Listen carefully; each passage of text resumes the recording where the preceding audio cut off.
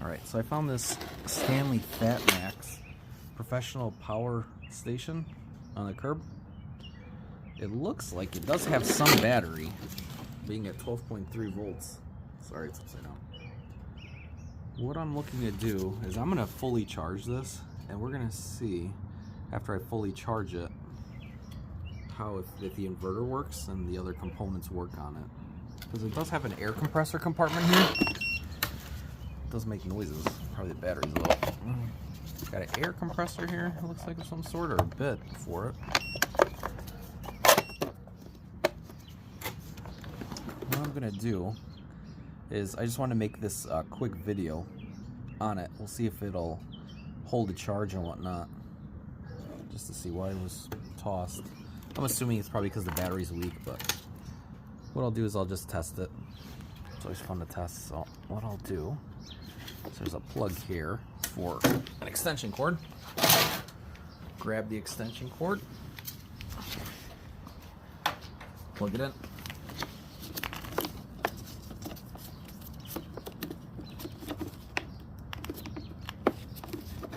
It takes a charge. It's making noises, but it's not a bad thing. Alright, looks like it's slowly charging it. I'll let it charge for the most of the day. What I'll do is I'll come back. I could always edit the footage back in there, but it looks like it has a USB port too I could test. It has like a little inverter side where there's a plug and whatnot. For 2 plugs at least.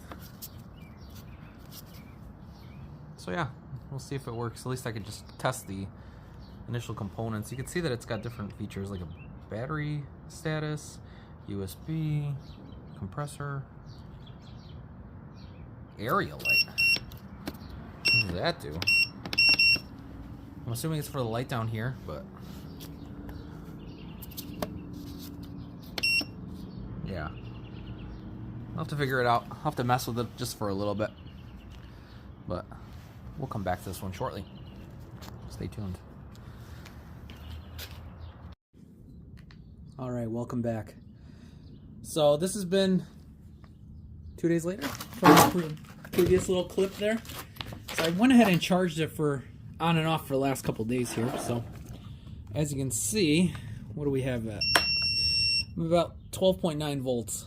So I don't know if it could take a full charge. I didn't leave it on just because I wasn't really near it at all times. So yeah, it's interesting. It shows like a little check engine light. I'm assuming that's going to be for the jump start of the engine. So 12.9. Looks like the battery's showing full.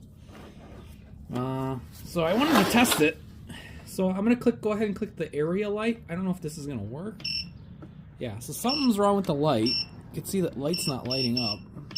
Just makes like kind of a noise. Yeah, so that doesn't show anything. So I do have a test here for the USB part. So the USB part, you basically select, so this is going to be for a C. So I just kind of found a power station I had in the house, like a small one, just to see if I select USB, okay.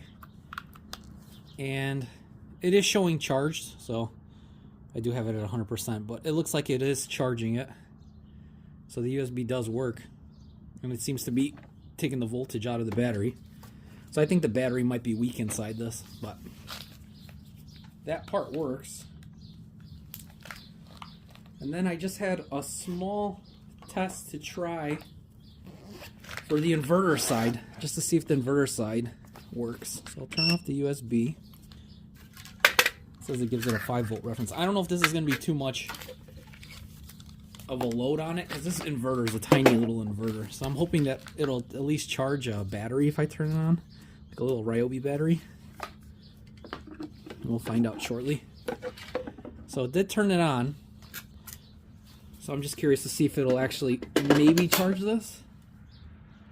And just by looking at it, it is working. It just shows that the battery is basically 2, and it's kind of hard to see. It is charging it, but yeah, man, it is taking all the voltage out of that battery. So most likely it's probably just going to need a new battery internally, but I guess in a pinch it would work if you needed it.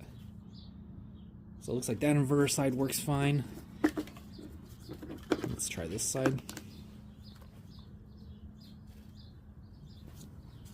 That side seems to now work as well. Okay, so well, this battery's fully charged as it is, so not horrible. So that works, that works. Shut that side off. And then I see it has an air compressor side. I just don't have any attachments for the air compressor. I guess you would probably just hook this up. But if I select air compressor and not do that high of a pressure, let's just do, I'm going to do something low. It says for tires, you could set the tire PSI. I just wanted to see if I do it like a couple pounds. Like 3, if it'll work at, meh. Okay, so 5 is pretty much the minimum. Or 4. So let's just see if the compressor side works. And then start. So yeah, it looks like it works.